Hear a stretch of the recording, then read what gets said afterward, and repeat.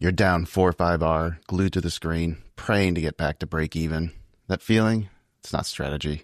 That's your nervous system looking for an off-ramp. Today, we're talking about when hope stops being your ally and starts costing you money.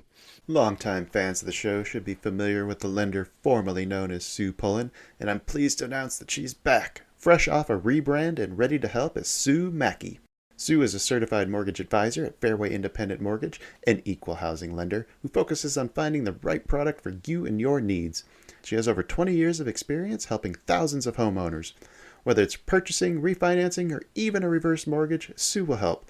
Sue's licensed in 36 states now, so reach out and let Sue Mackey it happen for you. The best way to reach her is to just give her a call at 520-977-7904 or in an email, spullen@fairwaymc.com. Fairway Independent Mortgage has an MLS number of 2289. Sue Mackey has an MLS number of 206048. That email again, spullen@fairwaymc.com, and that phone number is 520-977-7904.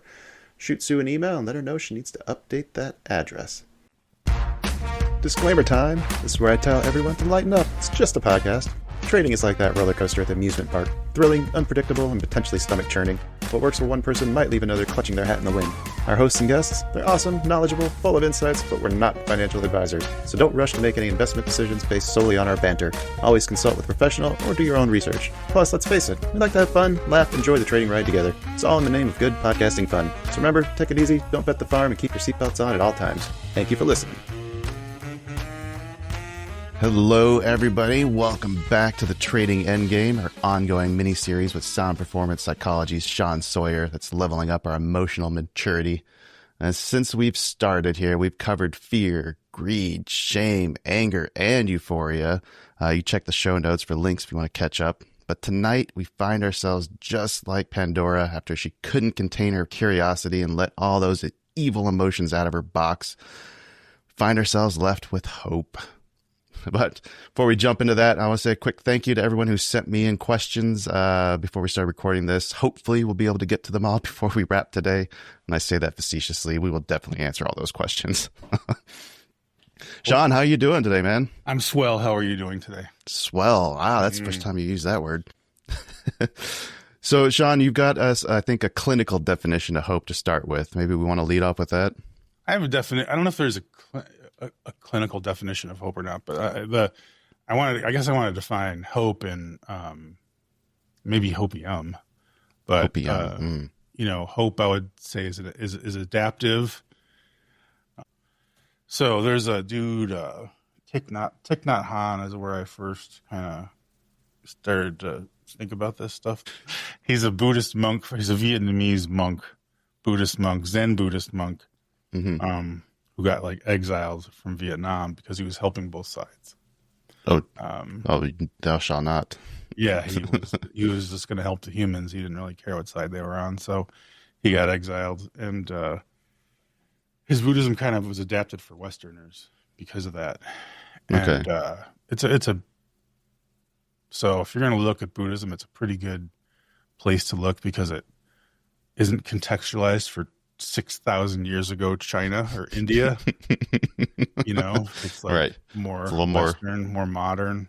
One of the practices of his flavor of Buddhism is not to invest in shitty companies. It's like there's literally a thing about don't put money into companies that destroy the planet or hurt people or whatever.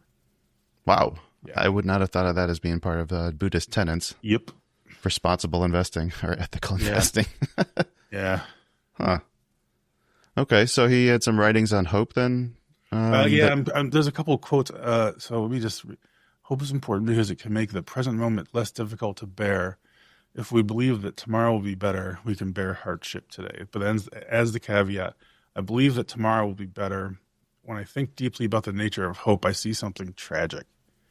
Since we cling to hope in the future, we do not focus our energies and capabilities on the present moment.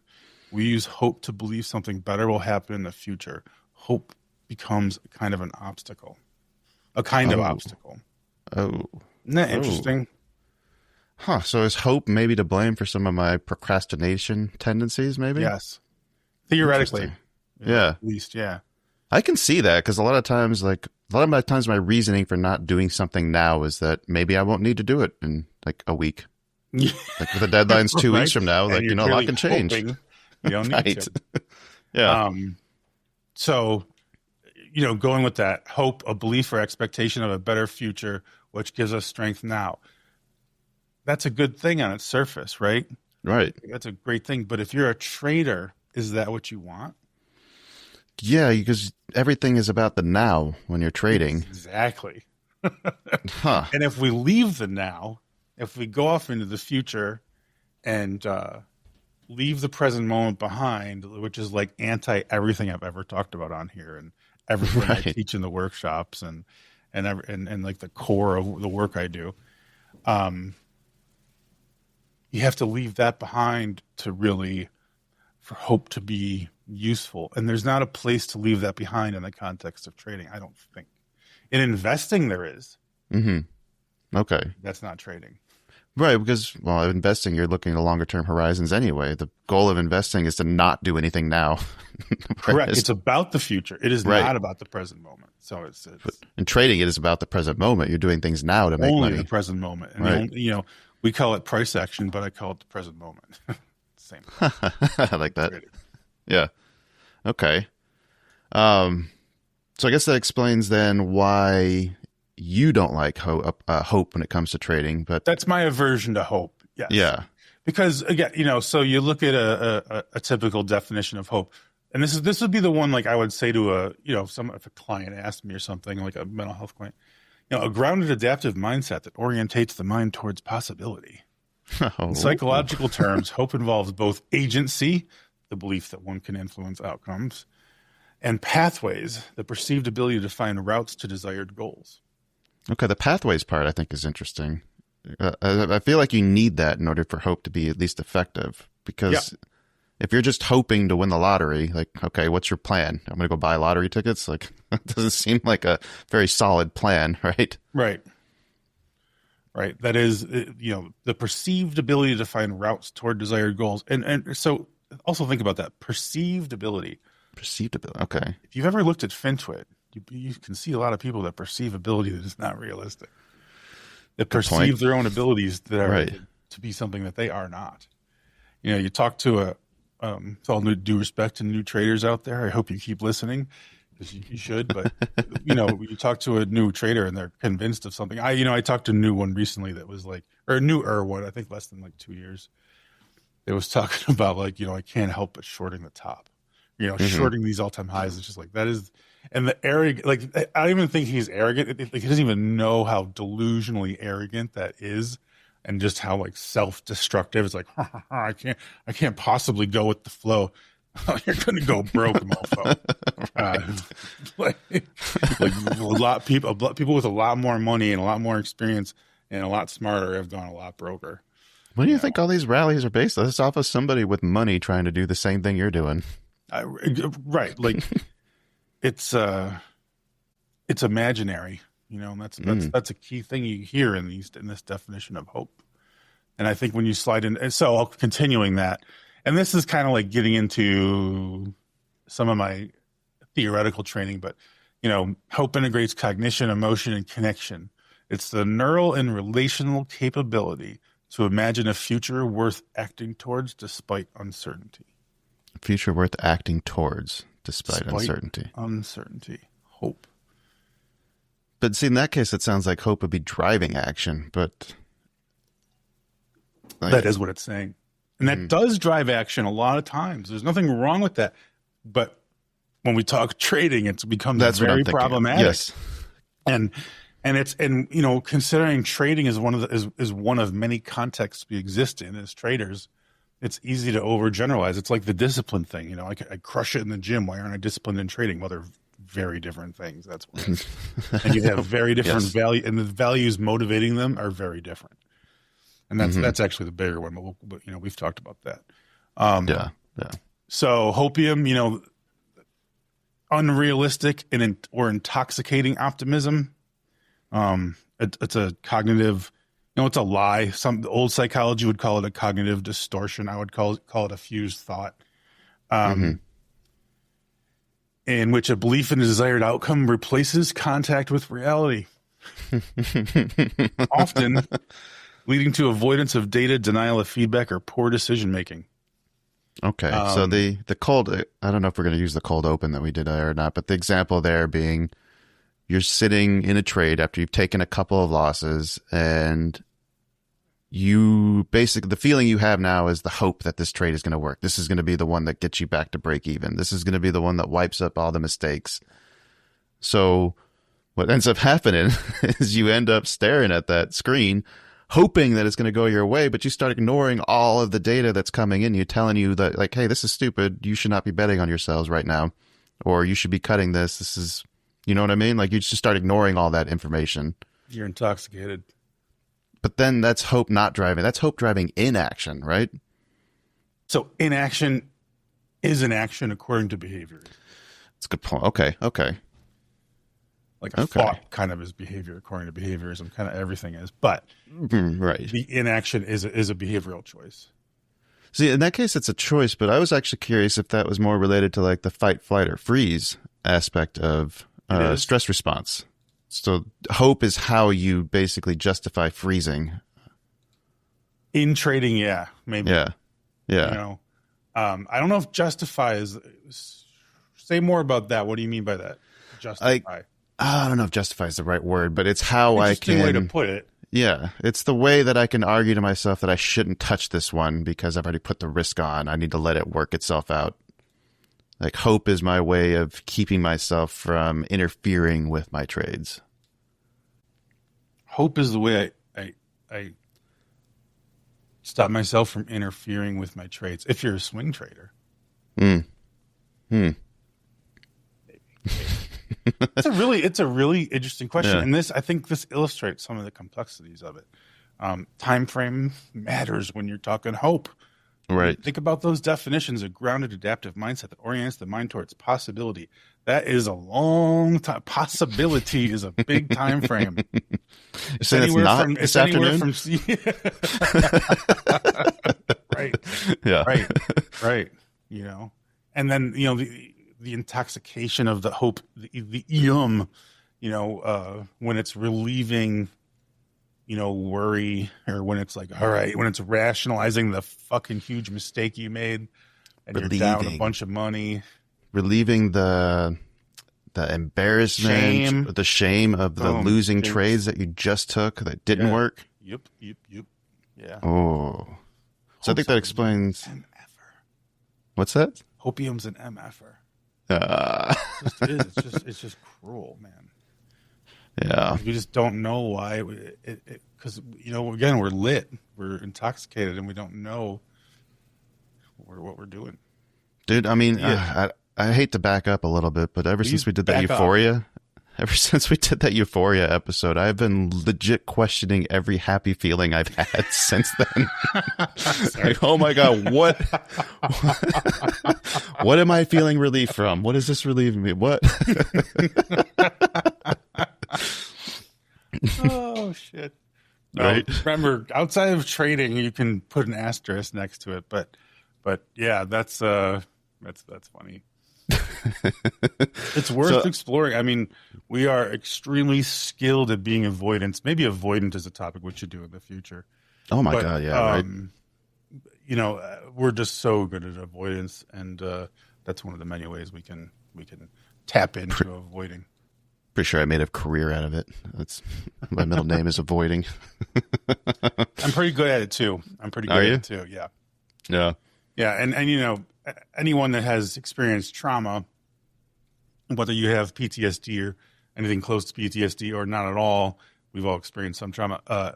PTSD and anything close to it is a condition of avoidance.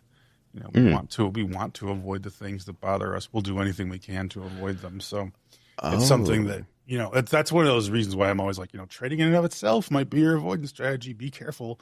Check your psychological macros and mesos and micros before you start trading, because you might be avoiding something in your life, and then you're going to, you know, and that's just reminded because I tweeted last night on Halloween about my buddy who passed, and that kind of inspired me to start this whole business and all that. And that was, when I discovered like, oh shit, I am trading because even though I'm getting my ass kicked and losing money, it still feels better than grieving my friend who's dead at 39. To be completely honest with you, I feel like I've been trading less lately because of that. Because it's sometimes when I step to the screen, it feels like I'm trying to avoid something. And interesting. When I can recognize that, then that's usually a sign for me to close up the shop and, come back a different day, or maybe take 30 minutes to go reset and do something else, come back later, see if it still feels like that. But I don't know. It's something about just, I guess, maybe it's all the discussions on these emotions that we've been having, but it's just starting to feel like there's a lot more awareness of like the whispers that they're whisper to you, the warning signs. Be a period of time, as you're discovering that, as you're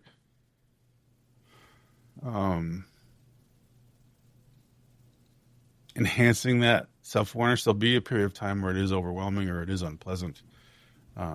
Or is slowing down your trading, but that is good. I assume it the is. Other side of it in a good spot. Yeah. So, should we talk about the 3 faces of hope then? Sure. Or have we done that? I don't think we've done that yet. All right, so you have 3 types listed in here. You've got a revenge trader, swing trader, paralysis, and hot hand gambler. Do you want to walk through those scenarios or those types, or how do you want to handle this?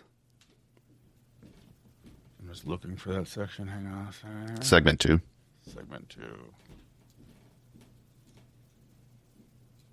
Oh, geez, I'm looking at segment 6. Where did I get there? Okay. Oh, I know what swing trader paralysis is. Can I try? Yes. Finding this one? All right. I find myself, say I'm trying to take a long on a dip when, markets are selling off. My area doesn't hold, but I'm sitting there moving my stop because I think that I've convicted myself into thinking this is going to be the spot. But then as it starts going against me, I start freezing, thinking that, they're doing it a little differently than I anticipated, but I'm still right. So my instinct is to take my hands off, widen the stops, and then just turn it into a swing trade, knowing that it's going to come back in the next week or 2 if it doesn't happen today. You got it. Yeah? That's pretty much it, yeah. I think we've all done that, right? I think so, too. I think we convince ourselves of this. And again, think about the definition I gave. It's that, that hold off into the possibilities. I think I still have some shares of like Purple Mattress or something that I've been holding for fucking probably 3 or 4 years because of that. I have some OTC tickers that are probably just dead shells that every once in a while they even lose their bids. It's hilarious. There won't even, like, you go on that you can't even, there's like no bid. There's 1 or 2 that I'd like to be able to get rid of just so I could eat the loss. Yeah. I can't, right. They don't even trade anymore. I don't even know what I'm supposed to do with them. Yeah.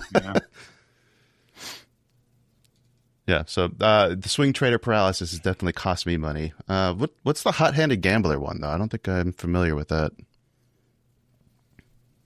Hopium. Mm-hmm. Everything is good.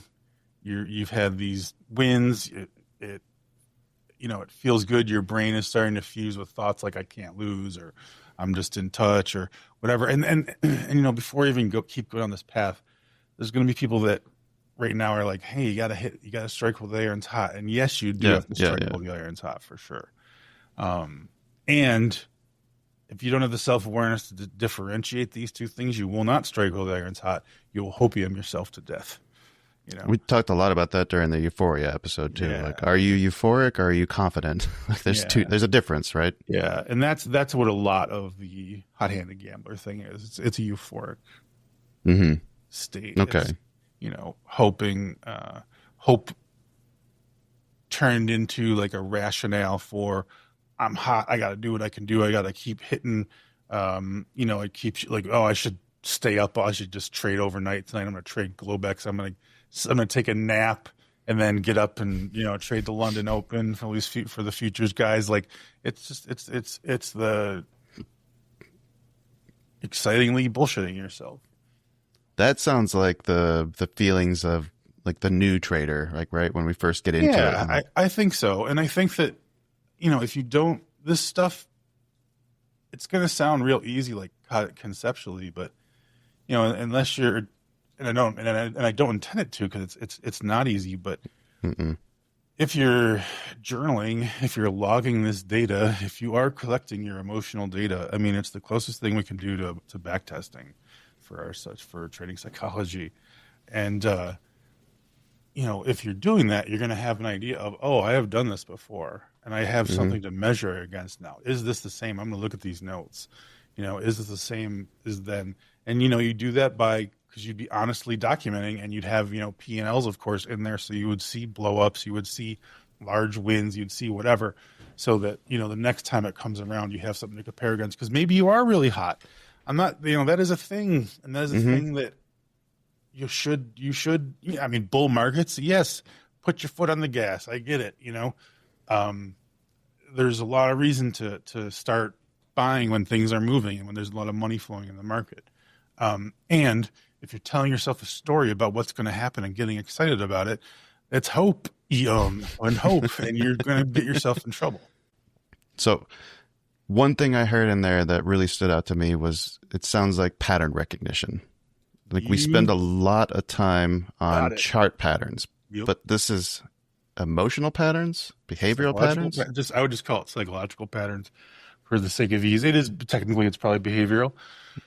But it's patterns within ourselves and how we act. And exactly. It's interoceptive patterns, if you really want to get real technical about it. But that's a good word. Yeah. It is pattern recognition. And, again, why do we spend, spending 3 more hours on the charts? No, why don't you meditate while you're at your kid's soccer game and kill 2 birds and, be there, be present, and be worrying about your charts rather than blowing it off and staring at charts for 3 more hours. Your kid will be happier, you're going to be happier, and it turns out you'll make more money. Mm-hmm. That's just me. Should we talk about what healthy hope looks like? Sure. So I think we can kind of sum up unhealthy hope as things that... Well, how would you sum up unhealthy hope? Let's maybe start there before we move on. Like, what are some of the hallmarks that the hope that you're experiencing is not conducive to your higher goals? You focus on the future at the cost of the present. Mm-hmm. Okay. You're saying, it'll get better, it'll turn around, whether it's a Tesla option or a futures contract or your the relationship with your wife. If you're constantly saying like, oh, things will get better, and you're neglecting what you could do right now for it, things to get better, you're in trouble in your marriage or in your trade. When you're using hope as an excuse to not do the things that will actually get you to the goals. Bang. Okay. Yep. So now, how does a healthy hope differ then? I'm gonna go through a couple more negative aspects. Oh yeah, okay. Let's do that first. So the other is depending on relying on external things, as in like the market turning around. It's not me. It's not. It's everybody not, else needs to catch up. Beyond your control, exactly. Mm-hmm. Exactly. Not quite to say this, because the idea is like you have to grow from pain. Mm-hmm. And hope alleviates pain. So like avoids it almost. Right? Yeah, you're avoiding part of the growth process, I think, sometimes with hope. Though today was a bad day, I don't need to review my journal. I'll just come back at it tomorrow and do things the right way. I don't need to review the mistakes I made. Yeah, yes, you do. Flowers grow from mud. Stuff grows in shit. Exactly. That's where stuff grows from. That's fertile. Mm-hmm. This is fertile for us. Just the other thing is wanting, greed. We may call it that, but I think wanting is a little different. But that's another thing that'll, is a problematic with hope, is because it's just like, oh, it's going to come. I'm going to, and you're just fantasizing about something you want, and you get all intoxicated thinking about it. I was just watching a video earlier today of this fancy RV I like my dream. I would like to live in an RV and travel the country as I work. Like that would be awesome. Yeah. Of course, over the years, my standards for what I'd want it to be have gone up quite a bit from the time I actually did own an RV that I could live in. It's about what I would use now. I'll bet you that bathroom has gotten much more important. Exactly. I saw a crazy RV with a freaking cold plunge in it. Talk about a trendy healthcare. It was unbelievable. But anyway, these are like $2 million devices. Jeez. But you get sucked into that kind of nonsense, whether it's that or a car or a house or whatever it is. Like that's the longing or attachment dangerous part of hope. That's the dreaming, though. I mean, dreaming, attachment, like that's all kind of similar stuff. Like, what's the difference between that and having goals then? I mean, I guess the difference is you're working towards them as opposed to just hoping that they come. I'm not sure, but goals aren't really necessarily the way to go, right? Oh. Goal values thing. Values, yes. Okay. Yeah, so I don't know what the difference is. And that's why I think goals are kind of problematic versus values. I don't have a great answer for that. I think they are pretty similar. Ready to nerd out on the tech shaping tomorrow? Voices of Blockchain, the official podcast of Boston Blockchain Week 2025, is back for Season 2. We're featuring pioneers rocking Web3, AI, and blockchain innovation. So get the scoop on the people powering the next wave of innovation by subscribing now wherever you get your podcasts. And join us for the fun in September at bostonblockchainweek.com for the killer talks, epic vibes, and top-tier networking. And if you happen to run into me or my wife, come see us because we probably have unused drink tickets. Eric, why should people listen to Season 2? I'm really excited for Season 2 because what's interesting is that we talked about the founding of America. We set that foundation, and now we're going to watch America try and build a house that will become divided and burned down. And, we're going to watch them fail spectacularly. Yeah, we're going to watch them fail spectacularly. It's going to end with the nation ripping itself apart, the founding of the best Virginia, and, the suspending of habeas corpus. about as broad as you get in. But what's going to be cool is what emerges from Season 2 is the foundation for the world's largest, most advanced economy. You visit the website, buckstartsherepodcast.com to stay up to date. We'll see you all next week.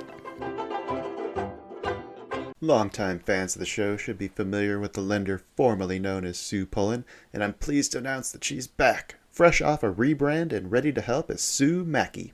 Sue is a certified mortgage advisor at Fairway Independent Mortgage, an equal housing lender who focuses on finding the right product for you and your needs. She has over 20 years of experience helping thousands of homeowners. Whether it's purchasing, refinancing, or even a reverse mortgage, Sue will help. Sue's licensed in 36 states now, so reach out and let Sue Mackey it happen for you.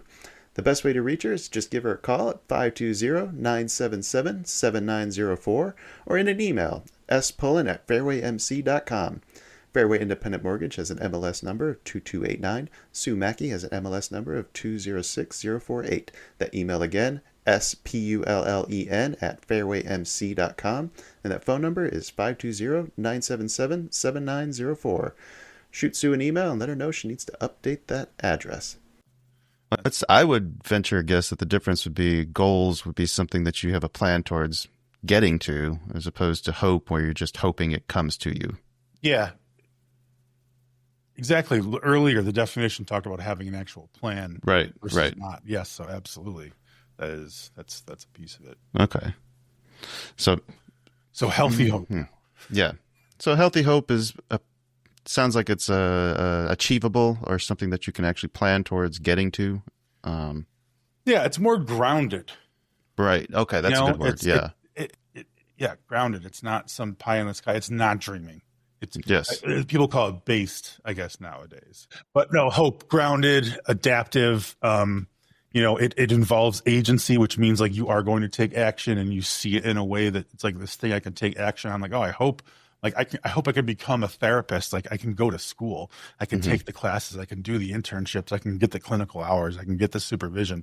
There's tangible things. I hope I'm going to do it, but like you're actually taking steps. Is your hope driving action towards that desired outcome? Yeah, I mean, there's an overlap of values and hope too. Yes. In this non-trading, bigger picture just to clearly Well, there's going to be hope in trading too, but there's probably some healthier versions of that, or can manifest in some better ways. Yes, I'm slipping hopium in there as hope. Yeah.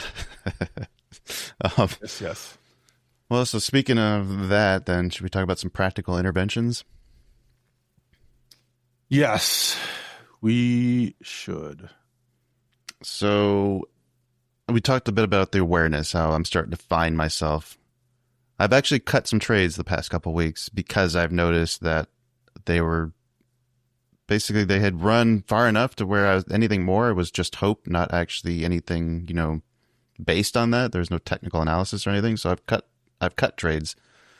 So I feel like I'm getting to the point where I'm starting to recognize when hope is driving my trades, but I mean, obviously we can all get better at that. So I guess what are some of the signs or things that we can do to try to catch ourselves or ways that we can notice when we're falling into that hopium's, I don't know, what's a good heroin analogy I can use there? Falling into the grasp of the hopium den. Hopium den. Ooh. Well, you have to have the baseline to compare it against. Yeah. You have to be collecting that data.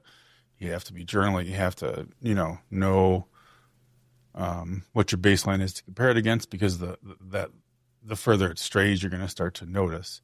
So there's that, but also what you're talking about requires some self-awareness, some mindfulness, and some paying attention to. Yeah.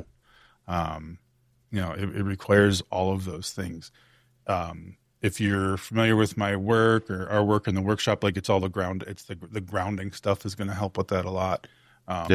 Noticing when you're operating it, when you're feeling too good or too bad, like when you're feeling at the extremes for yourself emotionally, like just like stopping, cutting trades, taking a break, getting away, setting brackets and leaving the room, like whatever. You don't have to kill your trades, but put the brackets on sticks with the plan and get the hell out of there. Right. And come back in a while. That's personally one of my favorite things to do, is just set a bracket and go away and leave. Yep. I don't even want to watch it. I don't always really care what happens. If I sit and watch it, I tend to make more mistakes. Yeah. I won't like ignore. Yeah, exactly. I like to leave, come back. If it's all played out by then, fine. If not, like, it's not like I'll leave until it does play out, but it's just a reset, just to get away from it and all that. I thought it's interesting because it's almost like the longer I stare at a chart, the worse my decision making becomes. So, like, if I could set the trade, walk away, come back, check on it, take a look. Okay, everything's acting normally. We don't need to do anything. We'll walk away, come back later. Like, I feel like that's when I'm making the best decisions. I could see that. Mm-hmm. Makes a lot of sense. I mean, that is a grounded, practical way to go about things. But if I think a little bit more, if I think a little deeper on that, I'm starting to wonder now if that's because the longer I stare at it, the more I start to dream and hope and allow that to kind of take over.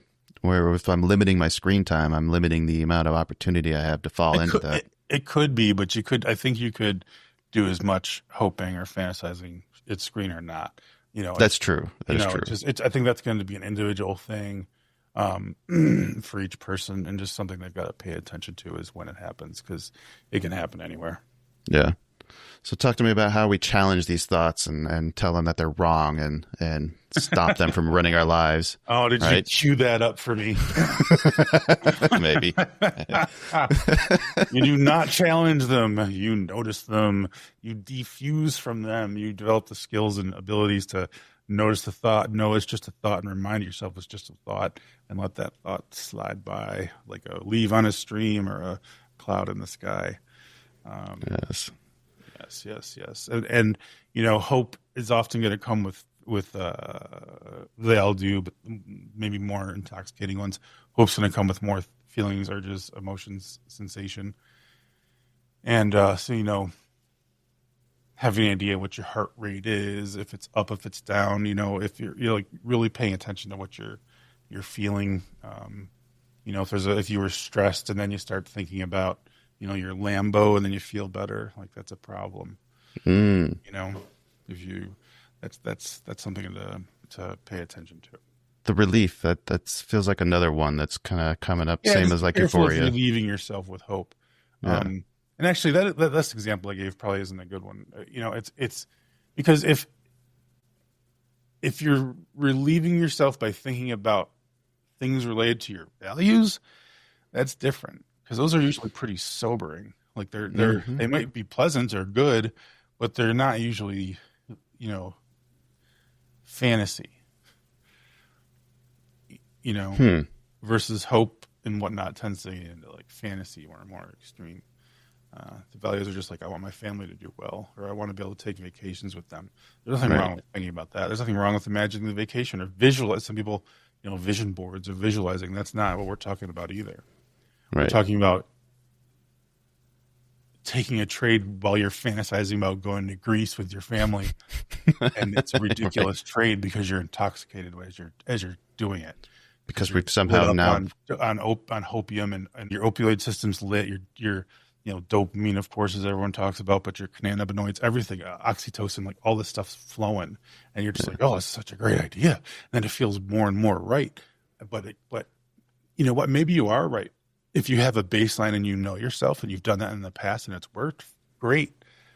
But if you don't have a baseline, you don't know. And then if you do have a baseline that doesn't match successful trades, then maybe it's greed. Maybe it is hope. This is not easy. This is much like everything in trading takes time. This is a, time consuming process of collecting this data. I think it's good to have a systematic way to do it, and that would make a difference, but to each their own how you want to do that. But I think and again, I think the other side of this is, and this might sound silly for me to say, you could not do any of this, and you'll learn it in 20 years. Crudelli and if you can stick around long enough, who've been really successful and share their wisdom. But good luck sticking around that long, right? And my goal with like my workshop and all that stuff, it's in this work is like cut that time down. It is so unnecessary to have to learn from all your mistakes and all that in this business when you've already learned from a bunch of mistakes. Children don't start trading. This is an adult game. We've been through shit. Like, we do not have to go through the hard knocks that all these guys have gone through. Thank God they're around to share their wisdom with us and perspective, but we don't have to do it. My favorite quote from growing up was, a prudent man learns from his mistakes, but a wise man learns from the mistakes of others. Boom. That's good. Right? Yeah, that's a good quote. Great quote. Too bad it came from a douchebag. Who's a douchebag? My stepdad. Oh.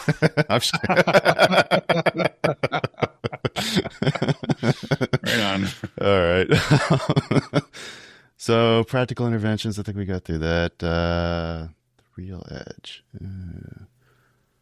I think I got some questions here that we can get to. Is there anything else that we haven't touched on yet as far as it relates to hope, and any other messages you want to get out there? Anything more with just paying attention to this stuff is edge. That's a great point. People want whatever they talk about. Like, this is edge. To expound on that a little bit more. What do you? Because people don't do it.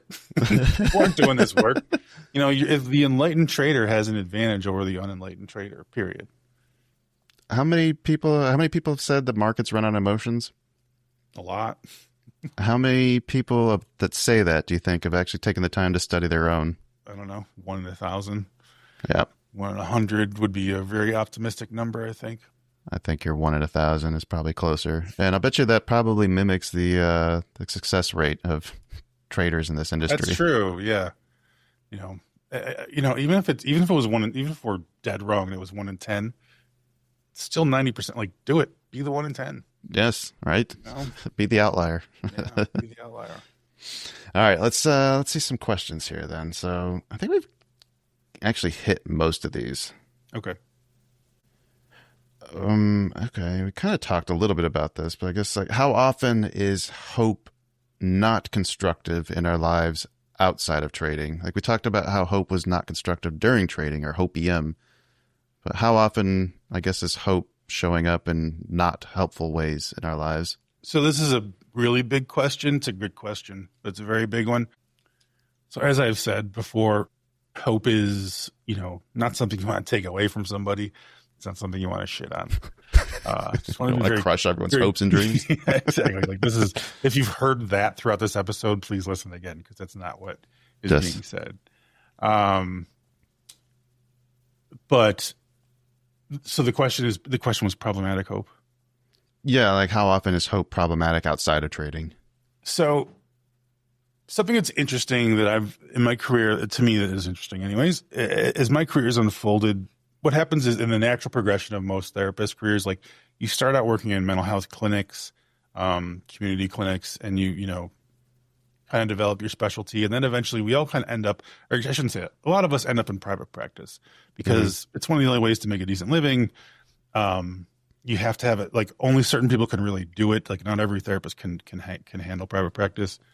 And that's because the higher and higher functioning people get, the more and more difficult they are to help because defense mechanisms become more elegant and life isn't quite as bad. So there's not as much motivation to change. If you're freaking miserable and want to blow your brains out, you got more motivation to change than if like, man, I get bummed out and it's really kind of holding me back, but you know, it's all right. Yeah, there's less motivation. Yeah. So, one of the things that I run into in private practice that I did not see a ton of earlier in my career was the defense mechanism of fantasy, and fantasizing and getting through your day fantasizing. And I think now it's really baked in the culture with like doom scrolling and shit, because there's like the negativity aspect and the little whatever, but there's also, you know, you're just escaping into someone else's reality, into someone else's world, into this drama that like idiots online have created or whatever. It's, you know, and then, you know, people stop thinking for them or whatever. It's a big thing. But, anyways, part of that is part of the reason I think it works so well with us is it's fantasy, and we like to fantasize. Kids, we learn to fantasize when we're young is a coping mechanism and as just fun and joy and play. Right. I mean, you play whatever, cops and robbers. You play I mean, when I was a kid, it was like G.I. Joes, Transformers. Play a lot of Army Men in the Sandbox. He-Man and shit. Like that's great imagination, right? Like riding your bike. I mean, just the stuff where you're engaging your brain. Like kids need that. Kids do that. Kids are good at that. But kids also use fantasy to escape unwanted reality, which is surviving, and that's fine. But we hang on to that habit as adults, and we use that as adults in our day-to-day life. That's where it gets to be a problem, is where we're, you know, fantasizing to get through the day, and we're, you know, just hoping, and then, you know, 5 years pass and nothing has changed because we've been like wishing something's going to stop us from drinking or whatever the hell it is. That's the problematic side of hope. But that's not the same thing then as like that childhood whimsical like play hope, like, oh, I'm gonna just go see what it feels like to be. Are they different? They feel different. They're functioning way different. That I think maybe is the difference, like what you're using it for. They're both making shit up. As a kid, you're just doing it to have fun, but as an adult, if you're using it, I guess, to escape your current reality. Yeah, exactly. Yeah. Okay, I could see. Well, thank you, Stinkmaster 4000, for submitting that one. That's a good question. You're breaking out the greatest hits today. I know, right? Well, this might be our last one. We're not sure. That's true. That's true. Before the next thing comes. Before the next thing, yes. Drop some foreshadowing. There you go. All right. I think that pretty much covers all the questions I had on here. Difference between hope and optimism, is that we cover that? The difference between hope and optimism. Oh man, that's a good question. I don't know.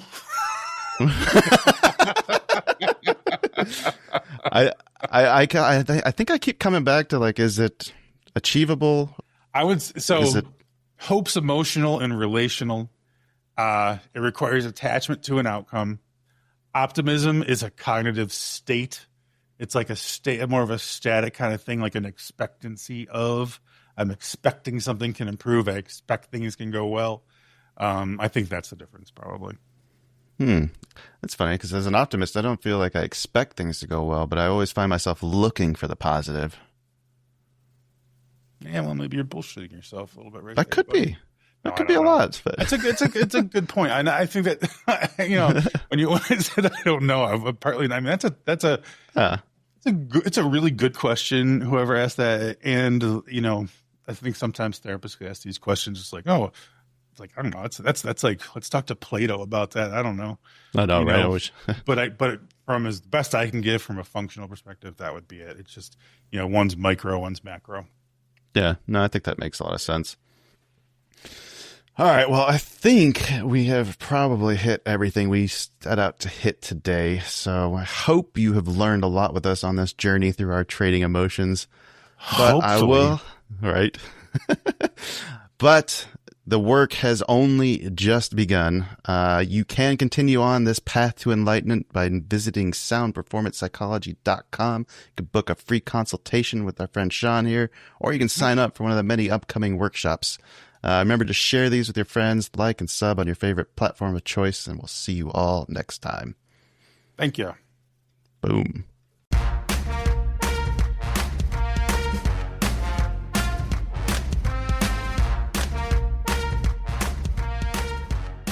This podcast is intended for informational and educational purposes only. It does not constitute financial or investment advice and should not be construed as such. The hosts, guests, and contributors of this podcast are not licensed financial advisors, brokers, or professionals. Any trading or investment decisions made based on the content of this podcast are solely at the listener's discretion and risk. Trading and investing in financial markets carry inherent risks, and past performance is not indicative of future results. Listeners should conduct their own research and seek advice from qualified financial professionals before making any financial decisions. The views, opinions, and information shared in this podcast are those of the individual contributors and do not necessarily reflect the views or policies of the podcast creators or associated organizations. Produced by China Shop Productions.